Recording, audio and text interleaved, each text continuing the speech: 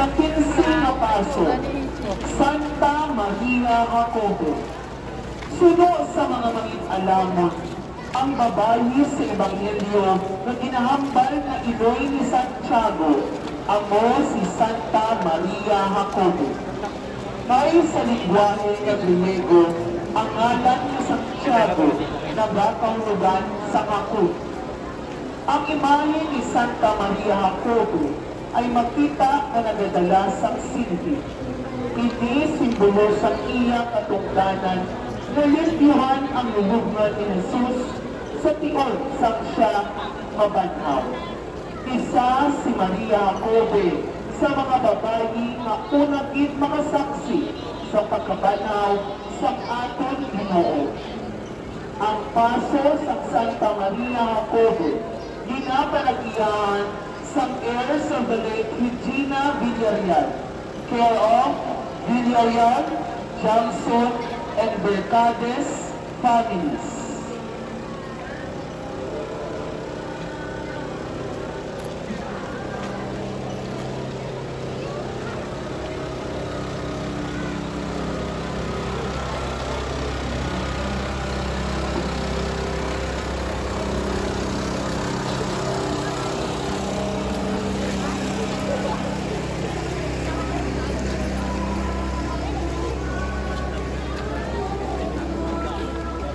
Santa Maria Magdalena.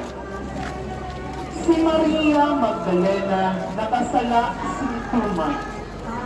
May ginbuhat sa Jesus na hindi mabuhat sa iba. Ginpatawad siya. Pagtuwag sini, hindi niya malimtan ang Ginoo. Tuwag sini, si Maria Magdalena nagahigugma man sintuman. Ang paghigugma na nagpabakod sa iya pagsunod kay Jesus, tugtog sa tiilan sa krus, nagtugtog sa lulubna. Diin siya nagulat sa iya pagkabanha. Ang paso sa Santa Maria Magdalena ginapanagiyahan sa heirs of the late Cristito Villarreal, care of Engineer Barrel de la Cruz and Cedric Sinieres.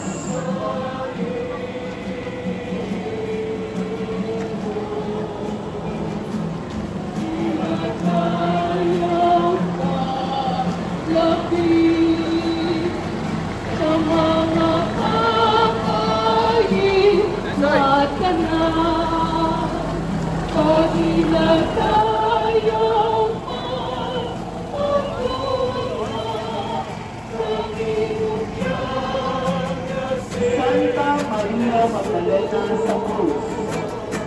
Isa sa mga badamaw ng mga babae na nakapot ni Jesus tugtugin sa Kalbaryo, ang si Maria Magdalena.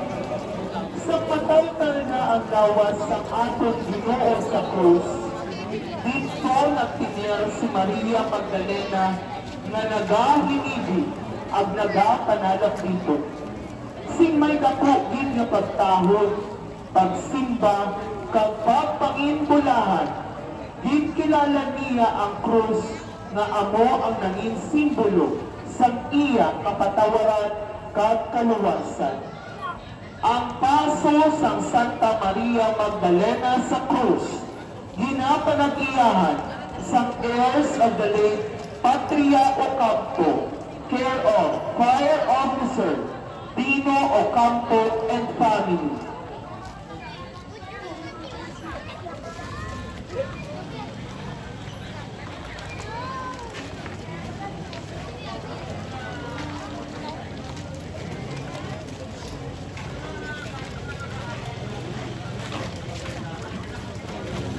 Santa Maria Magdalena sa lulubna. Nagprepara si Maria Magdalena si Pamor para ihaplas sa bangkay ni Jesus. Gani, sang madulog-dulog pa, nagkadto siya sa lulubnan. Apang pag-abot niya dito sa lulubnan, nakita niya na ang bato na gitakop sa lulubnan, ginpaligid, kag ang lulubnan bukas na. Siya ang gintugyan sa anghel na magtunda sa pagkabanhaw sang Ginoo. Apang bisan wala siya gipatihan sa mga gitutunan, padayon siya nga nangin matutog kag maisod sa pagbantala sa gintugyan sa iya. Ang paso sang Santa Maria Magdalena sa hilugnan, ginapanag-iyahan sang heirs of the late Ezekiel Lacorte, care of Bigbo Ezekiel Lacorte and family.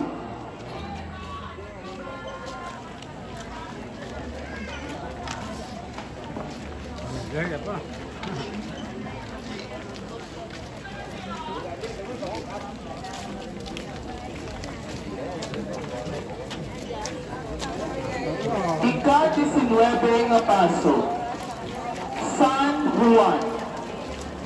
Ginasiling na si San Juan, suno sa tradisyon, nagkadto sa Efeso, kag dito iya gitatap ang mahal na Iloy, ang Birhen Maria. Nga gitugyan sa iya ni Kristo mismo dito sa krus. Siya nagpabiling upod sa aton mahal na Iloy, tugkad siya napatay, kag gindala sa langit. Si San Juan lamang sa mga apostolos ang walay mapatay bilang martir. Kaginasiling na tugtog sang iya katigulamon, liwat-liwat iya nga ginatudlo sa mga tao, bisan sa kaisino nga iya masugata.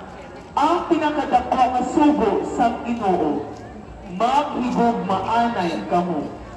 Siya ginatawag sa Ebanghelyo ang gintutunan nga palangga ni Jesus. Katungod sa iya mga sinulatan, ginatawag siya na apostol sang gugma. Ang paso sang San Juan, ginapanag-iyahan sang heirs of the late Aquilino Samson, care of Ethel Villarreal and family.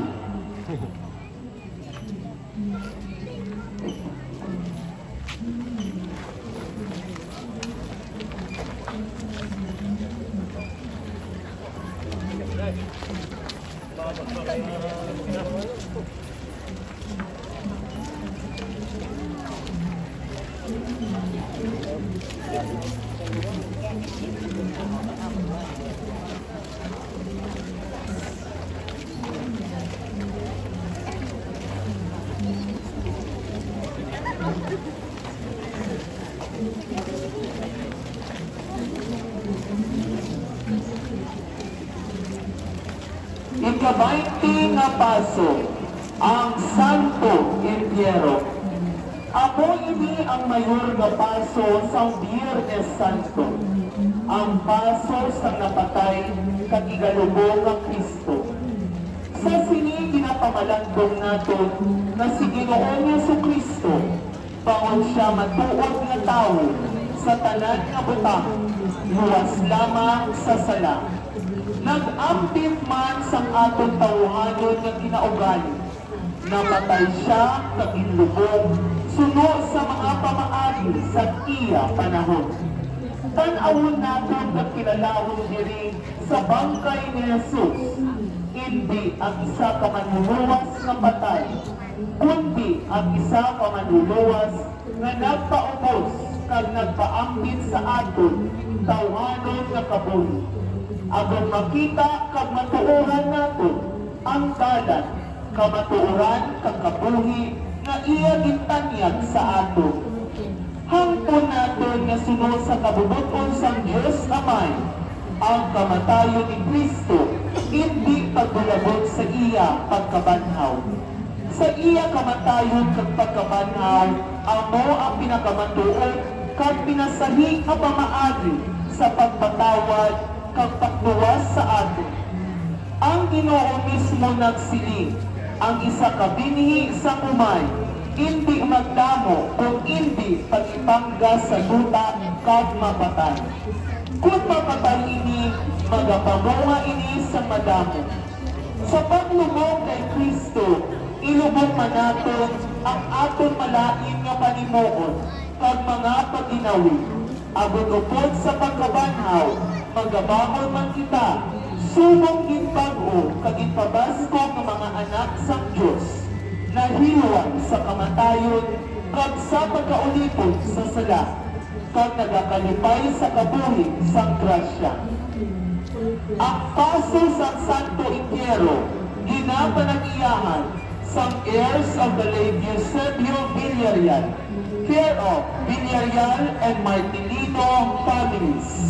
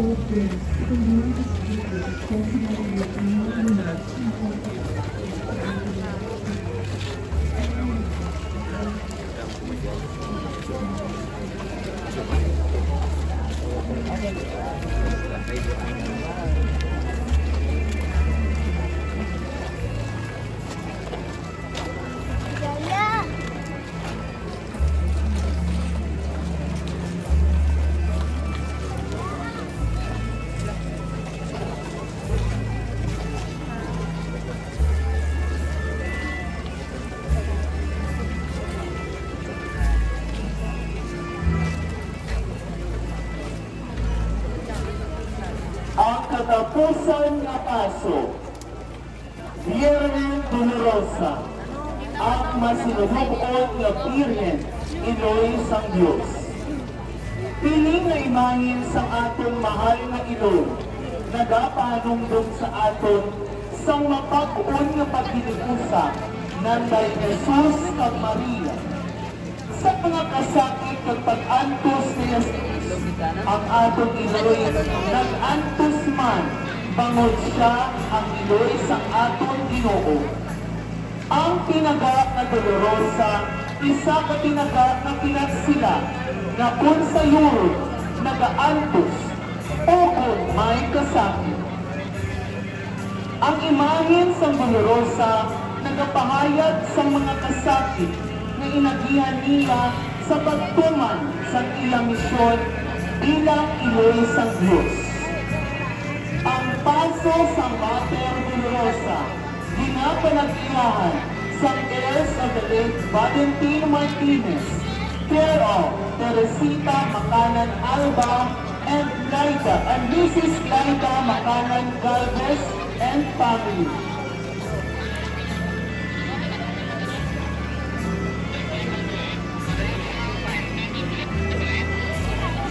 Mawag siguro po stop nila na itong stop.